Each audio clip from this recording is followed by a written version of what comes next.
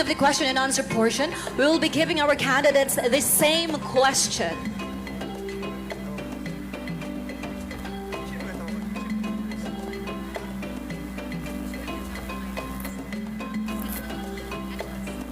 Bujang Tandubas, please move forward.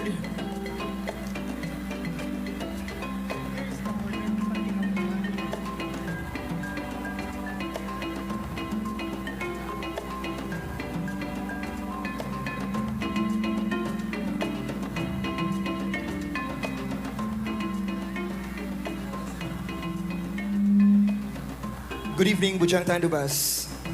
How are you feeling at this very moment? Good evening, everyone. First of all, everything feels surreal right now. I feel ambivalent. It's like I'm having a mix of emotions all at once. I feel nervous, but I think that it is given. It's part of the journey, and being nervous for me is such a privilege.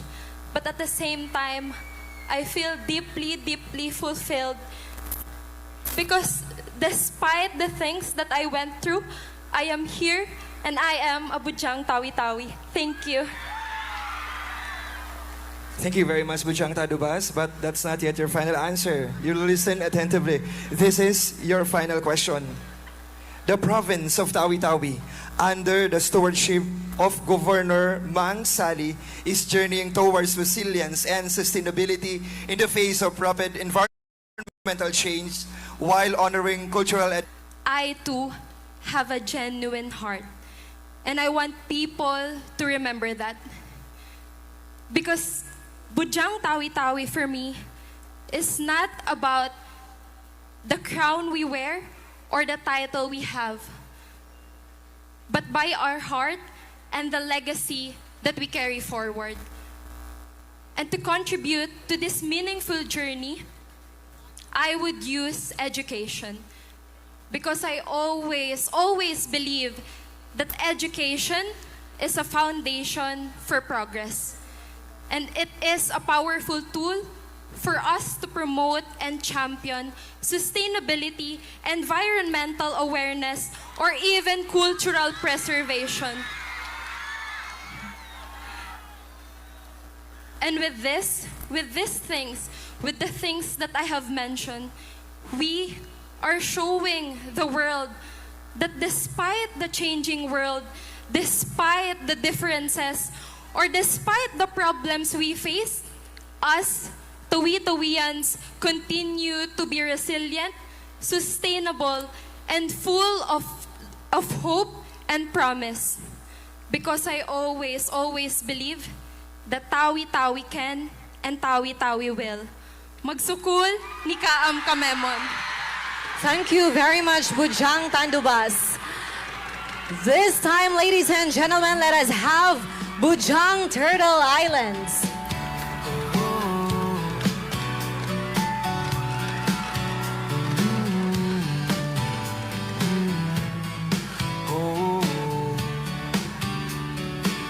Ikawin bujang lingkatan. Good evening, Bujang Turtle Islands. You've come this far as part of the top 5 finalists. Would you mind sharing with us what's on your mind right now? Assalamu alaikum. At the moment, I think I'm actually having an emotional turmoil because I am happy but sad at the same time. I am happy because I was able to fulfill my dream to step on this colossal stage of Bujang Tawi-Tawi. At the same time, I feel sad because the competition is almost over. The thoughts of parting ways with my sisters, the candidates, and the committee of the Bujang Tawi-Tawi as well saddens my heart. But I feel happy nevertheless. All right, here is your final question, Bujang Turtle Islands. The province of Tawi-Tawi, under the stewardship of Governor Mang Sali, is journeying towards resilience and sustainability in the face of rapid environmental change while honoring cultural identity and ecological heritage. As Bujang Tawi-Tawi, how can you contribute to this journey? I will repeat. The province of Tawi-Tawi, under the stewardship of Governor Mang Sali, is journeying towards resilience and sustainability in the face of rapid environmental change while honoring cultural identity and ecological heritage. As Bujang Tawi-Tawi, how can you contribute to this journey? Assalamu alaikum. As Bujang Tawi-Tawi, I believe that I can contribute to this journey towards resilience and sustainable Tawi-Tawi in a changing world by using my platform to advocate for environmental awareness, cultural preservation, education, and the women and tripartite of our government, that is Hula, Bangsa, and Agama. Because Hula reminds us of our responsibility towards our homeland, our environment. We should able to be responsible people of Tawi-Tawi. And Bangsa reminds us that unity is essential in progress. After all, it's only through unified stewardship that we can turn a small act into an enduring impact. And lastly, through agama and faith that grounds us in spiritual guidance, that reminds us that to care for the creation is to honor the Creator. And so, in unity, cultural pride, and innovation, and with the government who truly cares for its environment and its people, I know that we can show the world that even in a small island province like ours, Tawi-Tawi can shine as the model of strength, resilience, sustainability in the world. Together, let us prove that Tawi-Tawi is truly not a land of limitations, but of limitless possibilities. Magsukol! There you have it, ladies and gentlemen, Bujang Turtle Islands.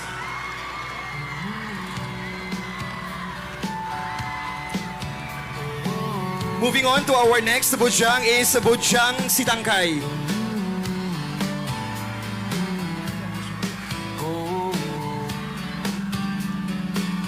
Ikawin bujang lingkatan, yari hapalalihan, lingkat maksahay. Hello, Bujang Sitangai. Sa parati.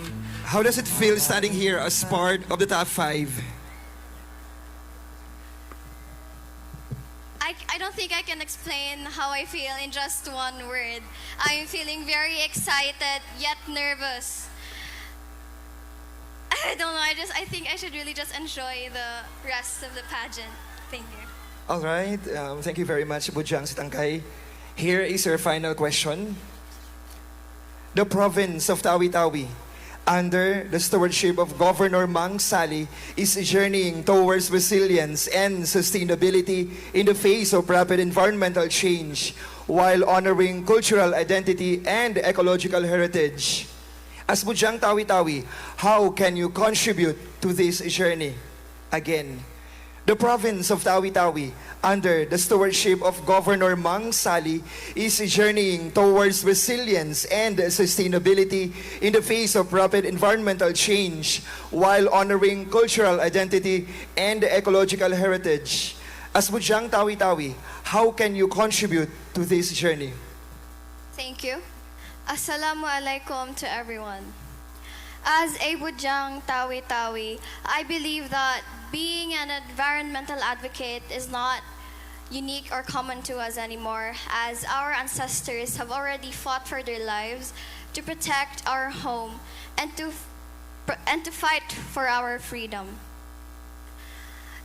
Today, we face the same issue, not with weapons, but with the hardships of keeping our land and sea clean that sustains us all. I can contribute to this journey by helping with sharing awareness about the importance of preserving our ecological heritage while also promoting the sustainable livelihood through my advocacy, such as agal-agal farming and traditional arts. With the guide and stewardship of our Honorable Governor Ishmael Mang Sali, I will stand together with the communities to ensure that Tawi-Tawi remains as a strong, sustainable, and proud. Thank you. Thank you very much, Bujang Sitangai. This time, ladies and gentlemen, let us have Bujang South Ubian.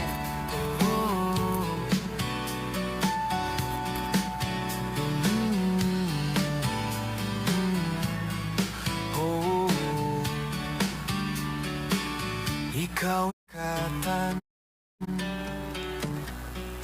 lingkad magsahaya. Good evening, Bujang South Ubian. Good evening po. Yeah, you are one step closer to the crown. How does it inspire you tonight? To be honest, makasod mata 5 is my inspiration. So, for how many years out... Wait lang po. Audience, please Sige, refrain from promise, bullying. this- Let's be promise kind po, to our candidate. For how many years out, Ubian never step forward to top 5. Imagine that. My God, in my year, ako yung nakapasok. Imagine, it's a great experience, di ba? It's a great experience, yeah. To be honest, I'm so proud of myself, of course. All right, here is your final question, Bujang South Ubian. The province of Tawi-Tawi, under the stewardship of Governor Mang Sali, is journeying towards resilience and sustainability in the face of rapid environmental change while honoring cultural identity and ecological heritage. As a Bujang Tawi-Tawi, how can you contribute to this journey? I will repeat. The province of Tawi-Tawi, under the stewardship of Governor Mang Sali, is journeying towards resilience and sustainability in the face of rapid environmental change while honoring cultural identity and ecological heritage. As Bujang Tawi-Tawi, how can you contribute to this journey? Assalamualaikum, Nisaga Tawi-Tawians. My advocacy is to promote environmental awareness. You know, as we can see, as we observe here in the province of Tawi-Tawi, we are, marami na talagang solid waste. So we really need to change to improve that.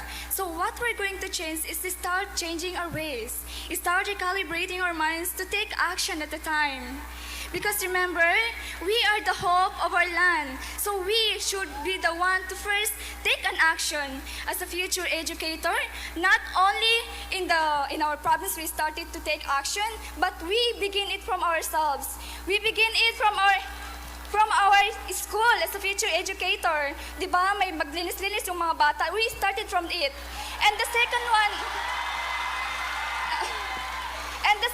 is our community. That is very important, diba? And by practicing the 5 R's, which are the reduce, reuse, recycle, and wait, reduce, recycle, and respect. Wait lang po.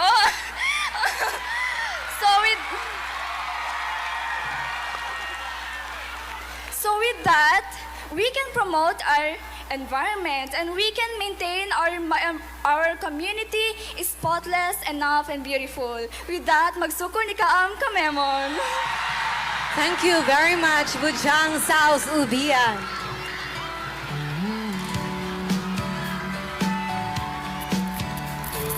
All right, Bujang, Bongao, please move forward.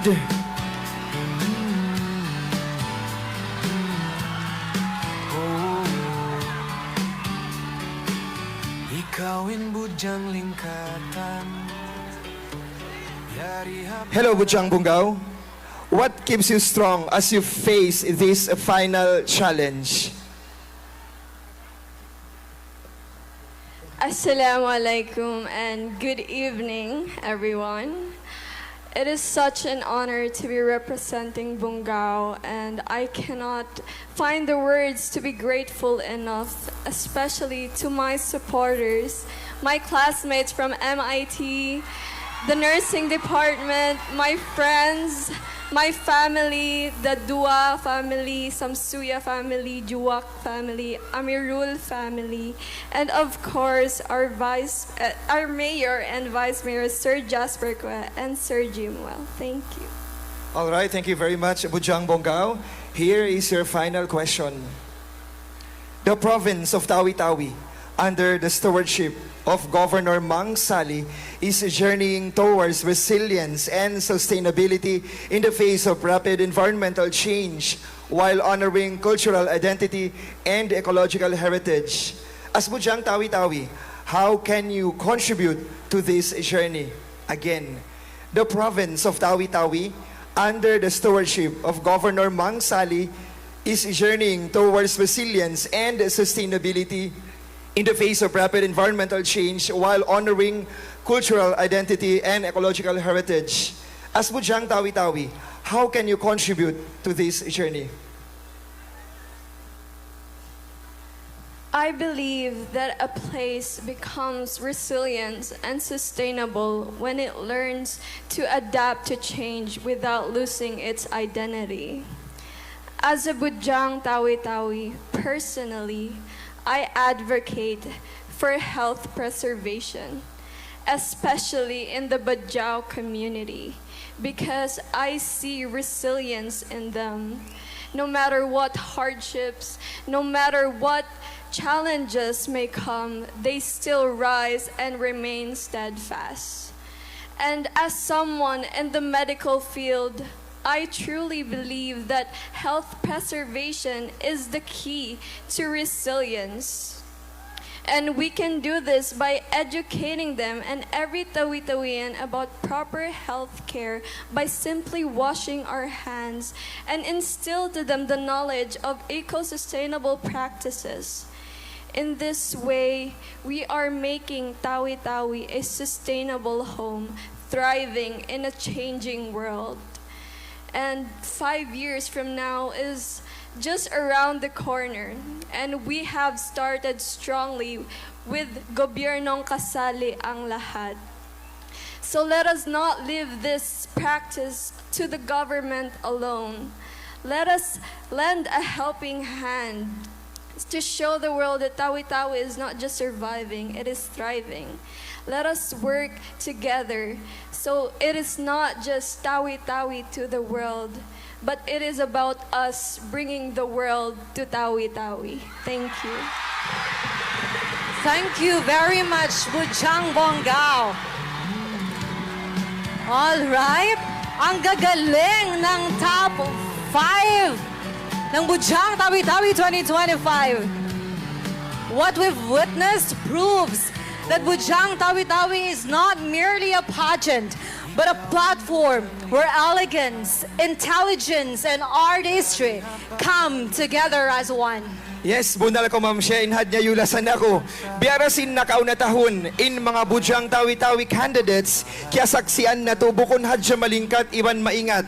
Sa nagdarasin palangay, uupihan, sin kababaihan, hatawi-tawi, mga Bujang own advocacies para ha mga kababaihan, iwan na hula na to kalasahan. As the Board of Judges deliberate on their final decision, let us take a short break to be entertained. Sit back and enjoy this special dance number prepared for all of you tonight.